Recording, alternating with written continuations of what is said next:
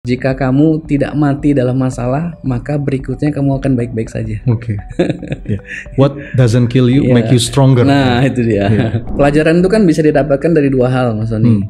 Yang pertama, kita ngalamin sendiri, jatuh bangunnya, kemudian kita dapat pelajarannya. Atau diajarin sama orang.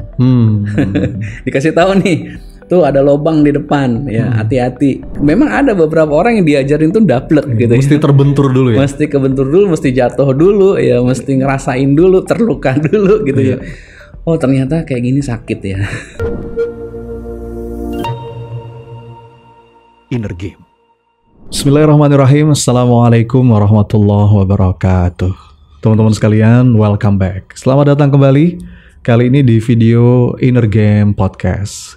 Inner Game adalah sebuah tema besar yang membahas tentang bagaimana kita menata pikiran, mengolah perasaan, mengasah kolbu untuk terus jadi manusia yang lebih baik, terus bertumbuh, produktif, sejahtera lahir batin, bahagia dunia akhirat insya Allah.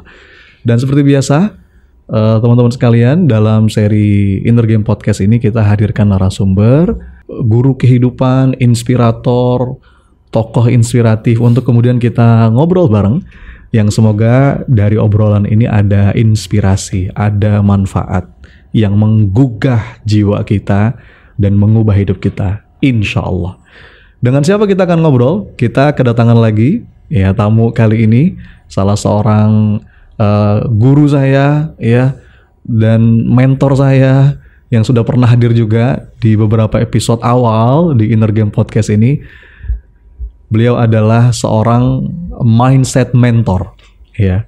Sekarang dikenal dengan Baitullah Mindset Mentor, juga co-founder PPH Institute, ya, penulis buku bestseller. Siapa beliau? Kita akan ngobrol dengan Kang Helmy. Assalamualaikum, Kang Helmy. Assalamualaikum warahmatullahi wabarakatuh. Walaupun agak aneh kalau saya manggil Kang, biasanya manggil Mas Helmy soalnya. Ya Mas Helmy juga nggak apa-apa. Sehat Mas? Alhamdulillah. Okay. Makasih Mas Helmy. Siap. Sudah berkenan hadir. Ya, saya yang terima kasih lah diundang lagi berarti Mas Sony ini. Alhamdulillah. Berarti ada manfaatnya. Oh pasti. Selalu ada yang bisa digali dari Kang Helmy ya. Mas Helmy, Ana tertarik untuk ngomongin tentang impian nih Mas. Iya. Kalau kaitannya dengan inner game ya Mas ya. Oh seru nih. Iya. Kita kan pasti semua punya mimpi, punya impian. Pasti. Dan untuk apa? Manifesting ya Mas ya. Untuk mewujudkan impian itu dimulai dari dalam. Mau outer game kita kayak gimana pun kerasnya, tapi kalau kita masalah di dalam nih Mas, itu kan berat tuh ya. Hambatan tuh ada di dalam. Dan sekarang Mas Helmy dikenal sebagai mindset mentor nih yang dampingin banyak orang untuk ngebenahin mindsetnya. Dan spesifik untuk urusan Baitullah misalnya. Dan kalau ngomongin Baitullah kan siapa di antara kita yang gak kepengen ke Baitullah? Betul. Salah satu impian ya semua muslim saya rasa ya, semua muslim pengen umroh haji, itu salah satu saya rasa top of list gitu ya. List bucketnya kita kalau ngomongin dream. Nah, ada apa nih Mas dengan mindset ya? Kenapa antum kok sekarang dampingin orang untuk benerin mindsetnya, terutama dalam konteks tadi? Silakan Mas Helmy. Karena itu the highest achievement. Kalau kita bicara mengenai pencapaian terbaik seorang manusia di dunia ya, kalau di akhirat sudah pasti kita mendapatkan surganya Allah ya. Tapi kadang-kadang ada beberapa orang yang kalau kita bicara mengenai surganya Allah itu nggak nyanda ya, nggak nyampe. Kenapa? Karena masih terlalu imajiner ya, masih terlalu bayang-bayang gitu. Sedangkan mereka masih punya yang namanya impian-impian di dunia yang belum tercapai gitu. Nah, ada tahapan-tahapannya lah. Ada tahapan-tahapannya. Kita buat semuanya jadi rasional. Orang kan kalau kita bicara kenapa saya memfokuskan diri menjadi Baitullah Mindset Mentor, ya walaupun ini sebenarnya bisa dipakai buat dimanapun gitu ya. Namanya kita menyampaikan mengejar sesuatu ya terhadap target-target kita di dunia gitu kan. Tapi kalau kita bicara mengenai the highest achievement bagi seorang muslim di dunia, maka Baitullah. Iya. Baitullah. Kenapa saya bilang Baitullah? Karena Baitullah itu bisa dibilang sempurnanya seorang muslim. Ya, ketika mereka sudah bilang bersyahadat ya dengan baik, sholatnya sudah, zakatnya sudah, saumnya sudah, tapi ketika ketika hajinya belum, ya, ketika hajinya belum berarti rukun Islamnya kan belum beres. Bagian dari rukun Islam. Bagian dari rukun Islam. Dan ketika 5 tadi itu sudah beres, maka ya bisa dibilang ketika nanti Allah tanya dia apa achievement yang sudah diselesaikan, bahkan dasarnya aja belum, gitu ya. Kalau kita belum berumrah haji, gitu. Itulah kenapa saya bilang the highest achievement, the very basic of seorang Muslim untuk mencapai sesuatu ya Baitullah. Dan Baitullah sendiri itu ya lagi-lagi saya juga declare bahwa ini bisa kita lakukan buat apapun. Tapi ketika kita sudah sampai Baitullah, apa yang kira-kira Allah nggak kabulkan? Ya. Salah satu tempat mustajab. Momentum doa diijabah Allah gitu. Jadi setiap hal yang menjadi permasalahan dalam kehidupan kita, mau hutang piutang, mau permasalahan keluarga, mau apa, kita diminta oleh Allah untuk minta di Baitullah, di 7 tempat yang Allah ijabah. Itu kan achievement. Kan beberapa di antara kita mungkin kalau langsung diajak, ayo kejar surga, kejar ridhonya Allah, itu kayaknya masih kejauhan gitu Mas ya. Itu perlu pelan-pelan kita hantarkan dengan lembut sampai ketemu bahwa itulah sebetulnya puncak. Tapi kadang-kadang ya normalnya kita manusia, kita punya keinginan. Betul. Dan apa sih ya top 5 misalnya, ya diantaranya pasti ada umroh haji tuh kalau orang seorang muslim kan. Ya pengen punya rumah, ya pengen punya kendaraan mungkin, ya pengen punya pasangan, anak-anak. Umroh haji pasti masuk tuh Mas. Tapi kenapa antum menyoroti di perihal mindsetnya Mas? Emang ada apa? Apa yang salah? Apakah ya kita udah semua tahu ya Mas ya, urusan umroh haji bukan persoalan uang semata, bukan persoalan duit nih, tapi juga ada persoalan mindset. Nah, di mana tuh Mas poinnya? Salah satu yang saya tekankan juga ya, ketika ada orang yang bermimpi kepengen umroh haji gitu ya, itu salah satu mindset yang saya garis bawahi salah. Ya, karena umroh haji itu bukan menjadi sebuah tujuan ya. Kalau kita definisikan tujuan itu adalah impian-impian terdalam dari seorang manusia. Karena kalau kita definisikan tujuan itu berarti kan ada yang berdoa kepengen punya rumah, mobil, ya duniawi semua. Gimana kalau umroh haji itu kita buat bukan sebagai tujuan tapi sebagai jalan. Ya, jalan menuju tujuan-tujuan kita itu justru gitu. Sehingga ketika itu menjadi tujuan, sampai di sana kita mau ngapain, kan gitu. Sama kayak orang kalau mau sudah punya mobil ya, mobilnya mau diapain? Kalau sudah punya, biasanya dia kepengen lagi ada yang lain. Sejatinya itu cuma kendaraan. Gitu, bukan tujuan gitu ya. Kepengen punya rumah, sudah punya rumah terus gimana, kan gitu. Nah, ketika kita punya tujuan-tujuan, ini lagi-lagi definisinya ya, definisi ketika kita kepengen punya hal-hal yang sifatnya duniawi yang kepengen kita tuju ya, maka jadikan umroh haji itu menjadi salah satu kendaraannya gitu. Salah satu cara bagi kita untuk mendapatkan ridha Allah agar urusan-urusan kita di dunia ya diberikan kemudahan oleh Allah. Karena nanti kalau misalnya disamakan umroh haji itu seperti rumah, mobil, dan impian-impian di dunia yang lain, maka ini akan menjadi sesuatu yang ketika sampai di sana nanti terus kita bingung mau ngapain sampai sana. Sama kayak mobil, rumah dan sebagainya, nasibnya kayak gitu. Itu yang saya bilang mindsetnya mesti di saya paling tidak kita mulai dari sini lah gitu. Kita mulai dari sini bahwa mindset umroh haji itu bukan mindset ketika kita punya impian maka salah satunya itu. Tetapi itu bisa menjadi jalan untuk meraih impian-impian lain. Ya, artinya kalau kita ngomongin dunia, apakah dunia itu penting? Dunia penting, tapi sebagai kendaraan, itu Mas ya, bukan sebagai tujuan. Bukan sebagai tujuan. Ketika definisinya sudah kita clearkan gitu ya. Mulai dari mana Mas untuk membenahi mindset tadi dan sepanjang pengalaman Mas Helmi nih sebagai mindset mentor ya, apa kesalahan kebanyakan orang ya terkait dengan menggapai impiannya apapun itu, dan kalau mau dibenahi mulai dari mana Mas? Mulai dari sebenarnya apa yang menjadi tujuan mereka. Clarity dulu ya. Clarity ya. Clarity dulu. Clarity of vision ya. Visi mereka itu mau kemana? Dibawa kemana hidupnya ini kan gitu. Tadi ya saya sudah sampaikan umroh haji itu sebenarnya dibuat sebagai apa kan gitu. Itu harus clear kan. Kalau misalnya niat kita cuman kepengen umroh haji itu karena tetangga udah pernah, saya belum ya. Abang saya udah haji, saya belum gitu kan. adik saya udah haji, saya belum dan sebagainya. Maka nggak clear gitu. Berarti tujuan dia hanyalah untuk menyamakan posisi dia dengan manusia yang lain. Apalagi mau pemilihan kepala daerah nih, masa belum haji sih? Gitu. Masa nggak ada gelar hajinya gitu. Tapi dahsyatnya ya ada beberapa orang yang sudah mulai clear ya. Jadi ketika mereka, saya ambil contoh yang dibilang Mas Sony tadi, misalnya ada orang mau pilkada atau apa gitu ya, kemudian mereka umroh haji.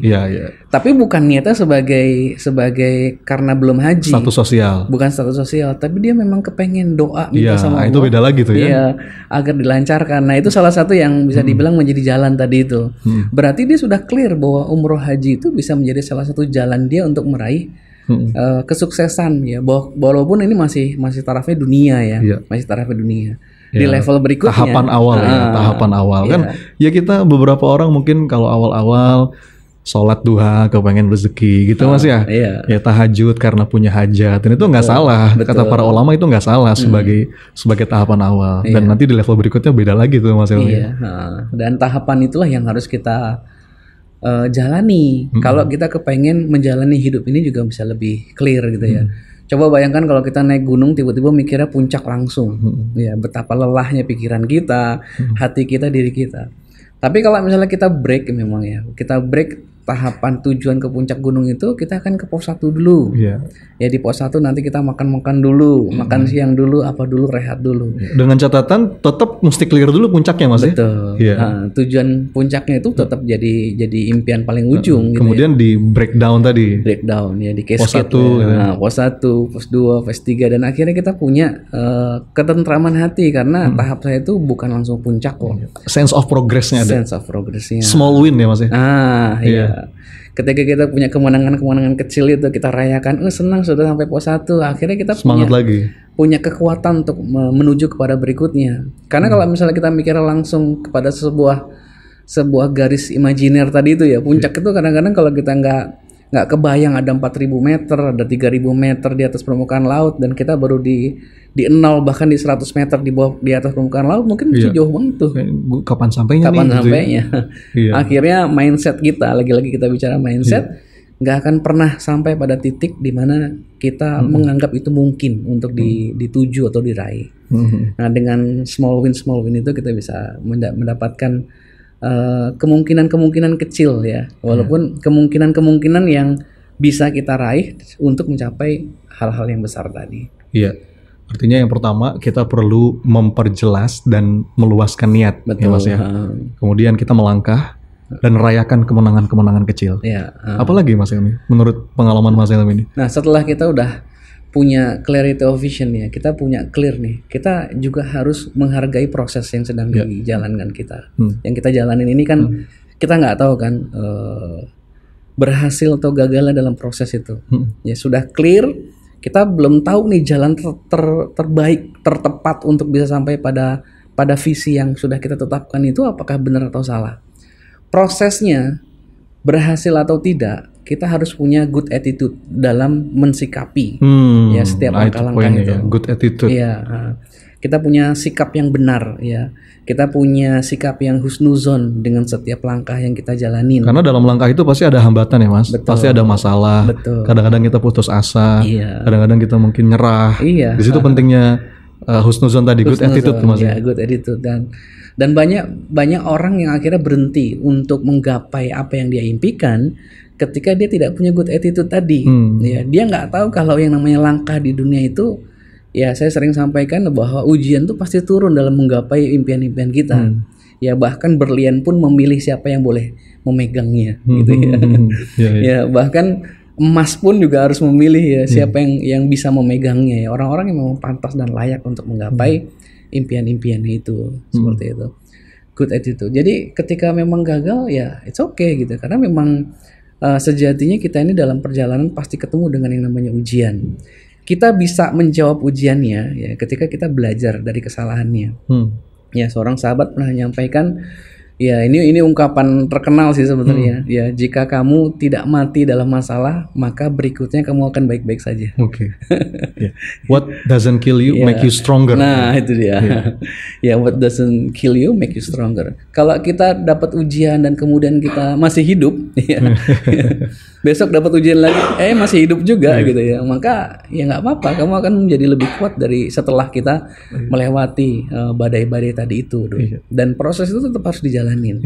Artinya yang penting itu justru pada prosesnya ya Mas. Pada prosesnya. Bukan cuma sekedar sampai saat di titik puncak itu, tapi bagaimana proses itu justru menjadikan kita sosok yang lebih baik. Betul. Gitu Mas ya. Itu yang membuat nanti ketika kita sampai pada impian yang kita sudah tetapkan ya, visi yang kita sudah kepengen capai menjadi lebih indah, lebih humble, lebih bijak, lebih bijak. Nggak menepuk dada Mas. Betul ya. Karena dia paham betul bahwa untuk mencapai ini itu memerlukan langkah-langkah yang tidak mudah, sehingga dia menghargai apa yang dia dapat.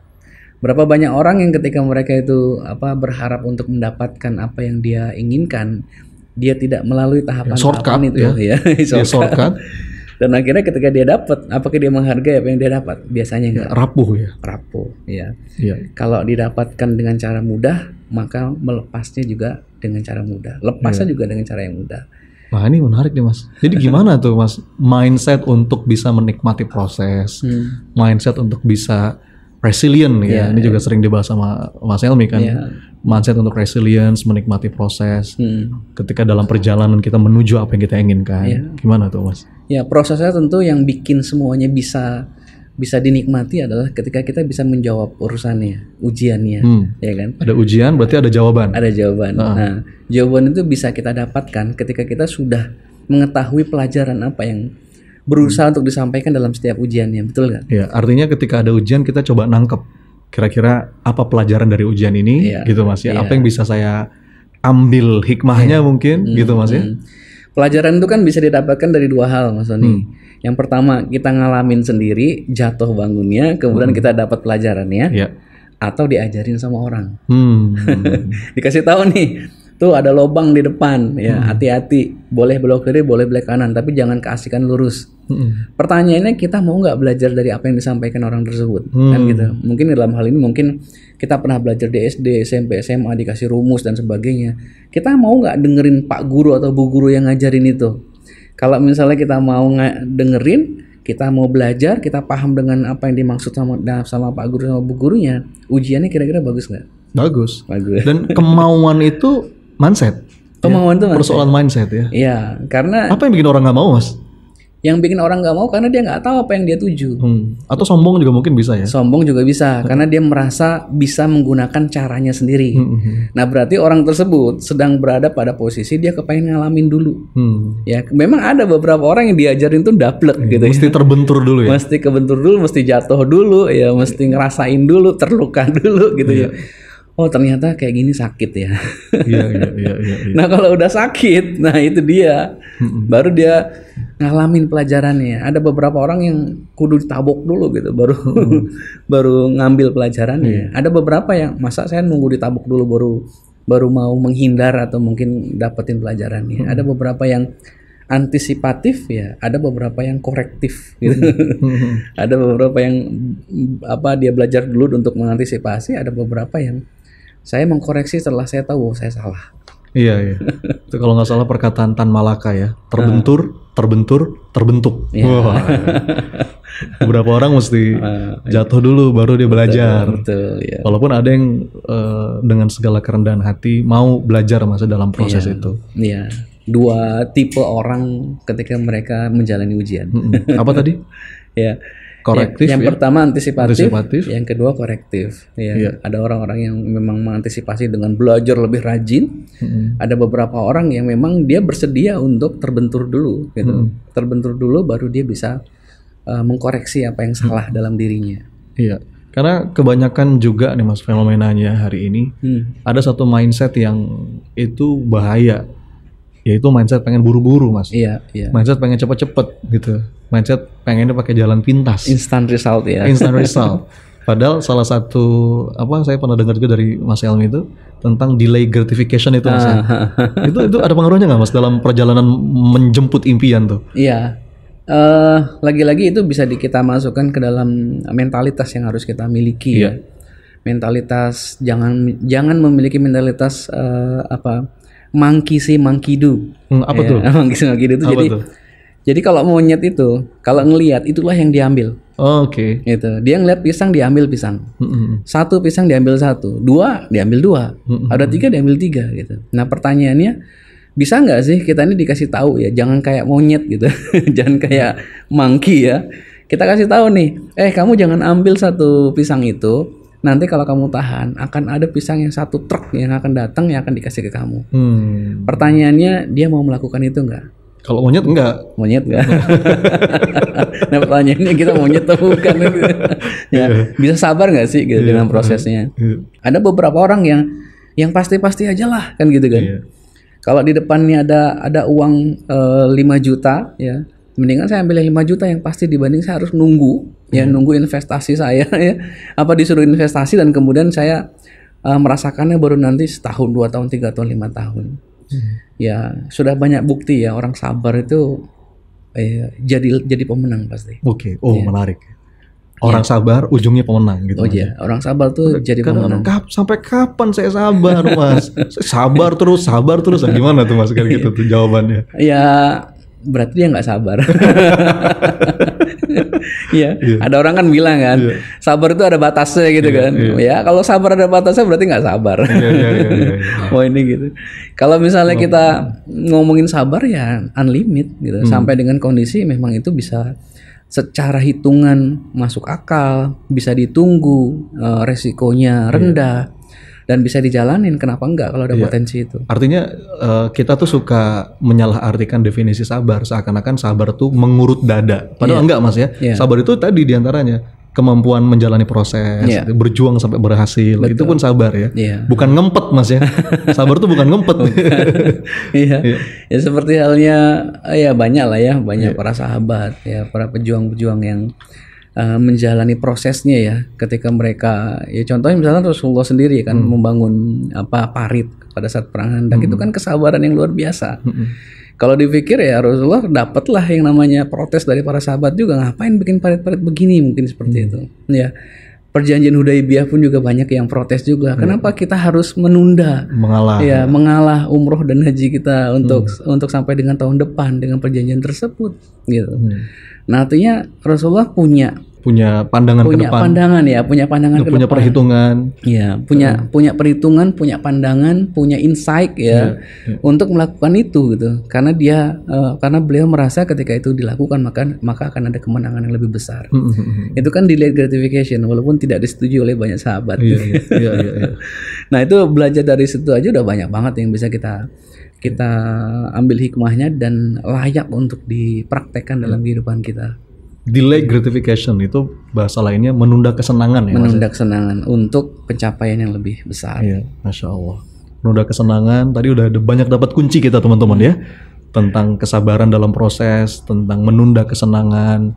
Jangan kayak monyet ya, monkey see, monkey do. Itu beberapa mindset yang perlu kita tanamkan kalau kita ingin menuju ya impian puncak kita. Apalagi Mas Helmi terkait dengan pengalaman selama ini, kasus-kasus menarik yang Mas Helmi temui dan itu kira-kira penting untuk diceritakan, dibagikan. Ya, sampai pada sebuah titik ketika apa yang kita raih ternyata tidak seperti apa yang kita inginkan. Gimana tuh maksudnya? Jadi kita anggap bahwa vision atau impian kita itu adalah misalnya kita kepingin ya let's say berangkat umroh haji atau let's say kita mau mendapatkan mobilnya, motornya atau impian apapun yang sedang kita raih. Sampai di ujungnya ternyata Allah nggak ngasih itu. Allah nggak ngasih itu.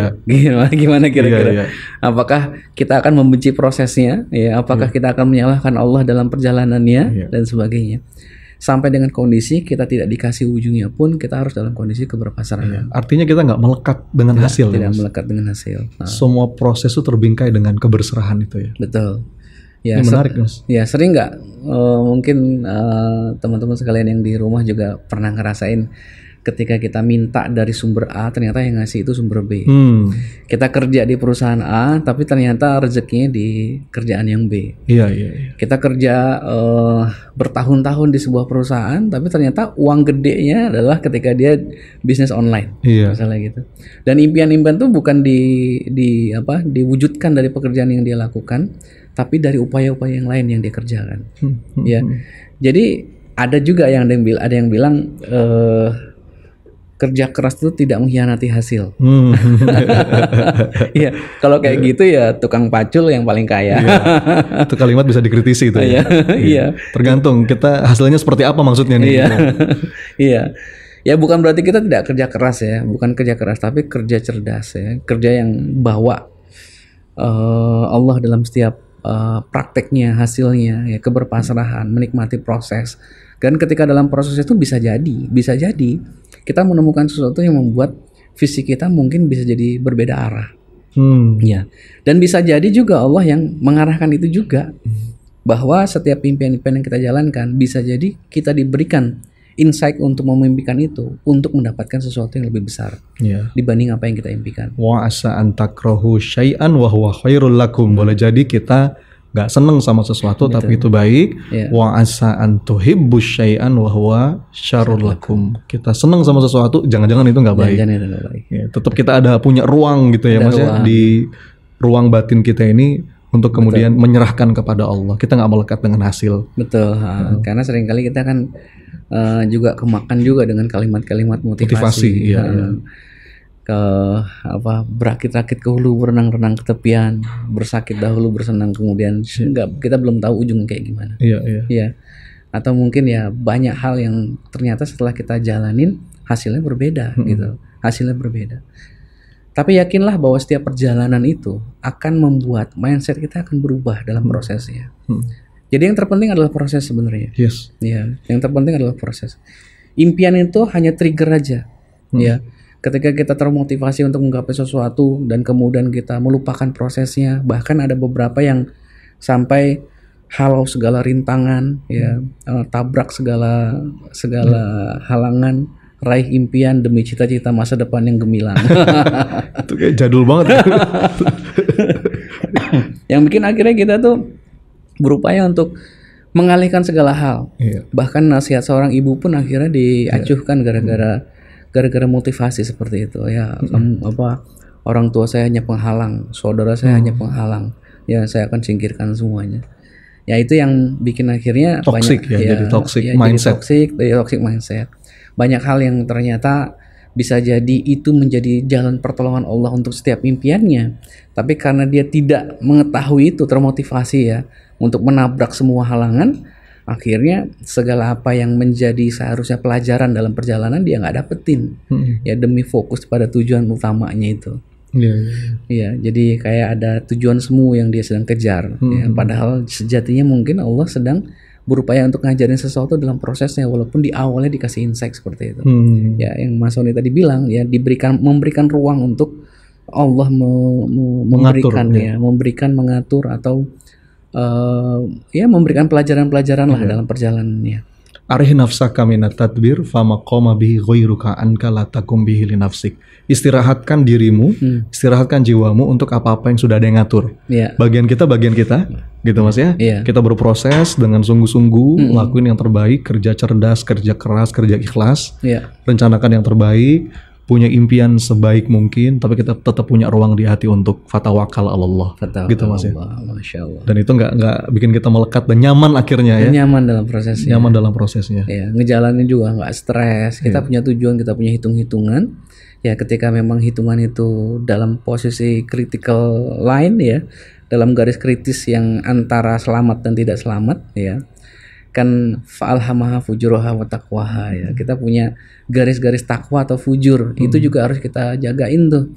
Kadang-kadang banyak orang yang mau bersedia untuk mengambil garis-garis kritis itu ya, garis antara fujur dan takwa itu. Udahlah saya mah agak-agak fujur dikit nggak apa-apa. Yang penting tujuannya dapat itu. Saya salah dikit nggak apa-apa lah, nggak takwa sedikit nggak apa-apa lah, asal tujuannya dapat.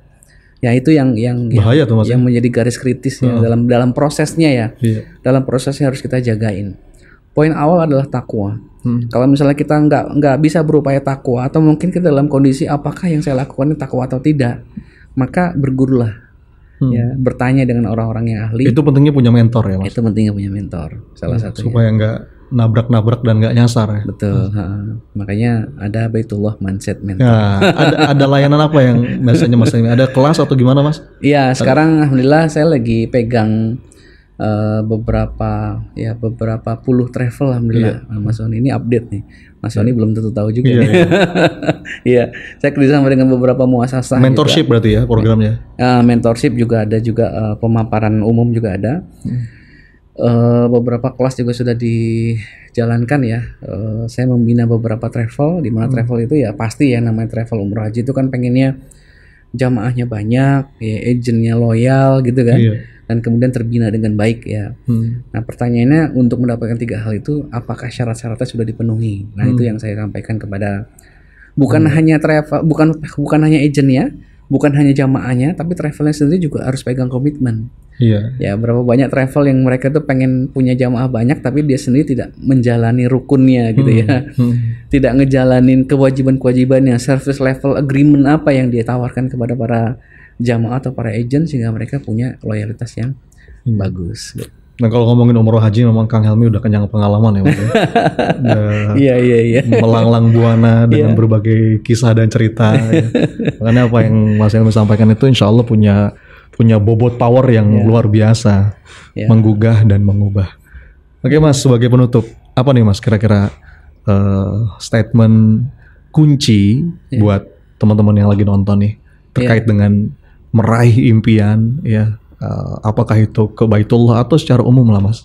Silakan Mas. Ya bismillah. Sebenarnya menjadi seorang ahsanit taqwim, ya, seorang insan yang bertakwa itu bisa dilambangkan, bisa dianalogikan seperti ketika kita berupaya untuk memenuhi rukun Islam kita. Saya kembali lagi ke situ. Ketika kita sudah berkomitmen dengan syahadat kita, ya siapa kira-kira yang kita anggap sebagai Rasul kita, Rob kita, itu adalah clarity of vision, ya tujuan yang jelas, clear, bahwa saya menghamba kepada Allah dan Rasulullah sebagai utusannya. Itu yang pertama. Yang kedua, kita menjalankan perintah, ya perintah zat yang telah kita anggap sebagai Rabbul Alamin tadi, ya yaitu syahadatnya, sholatnya, zakatnya, puasanya, dan kemudian yang ujung-ujungnya adalah berhaji. Dan setiap langkah-langkah itu dipastikan akan memberikan pelajaran-pelajaran terbaik buat kita. Dan pelajaran-pelajaran itu hanya bisa didapatkan ketika kita sudah melangkah. Nggak mungkin kita dapetin kalau kita tidak melangkah. Nggak jalanin syariatnya, nggak jalanin sholatnya, zakatnya, puasanya, dan juga dengan hajinya, ya umroh hajinya. Nah mindset itulah yang saya berupaya untuk sampaikan kepada teman-teman siapapun itu untuk meraih impian, menggapai impian. Jadilah pribadi yang memfokuskan diri menuju Baitullah dengan segala insight-nya, dengan segala perjuangan yang sedang dijalankan. Ketika ada orang yang berupaya untuk mengejar Baitullahnya, maka insya Allah dunianya juga akan berjalan dengan baik, insya Allah. Masya Allah. Kira-kira jadi mudah-mudahan ini mendorong kita untuk melangkah ya teman-teman sekalian ya. Semoga ada inspirasinya teman-teman atas obrolan ringan kita di video ini. Makasih Mas Helmi sudah berkenan berbagi. Barakallahu fiik. Terima kasih Mas Soni. Insya Allah nanti kita akan ngobrol-ngobrol lagi dengan Mas Helmi dalam tema yang berbeda ya. Nantikan terus video Inner Game Podcast. Sampai jumpa. Assalamualaikum warahmatullahi wabarakatuh.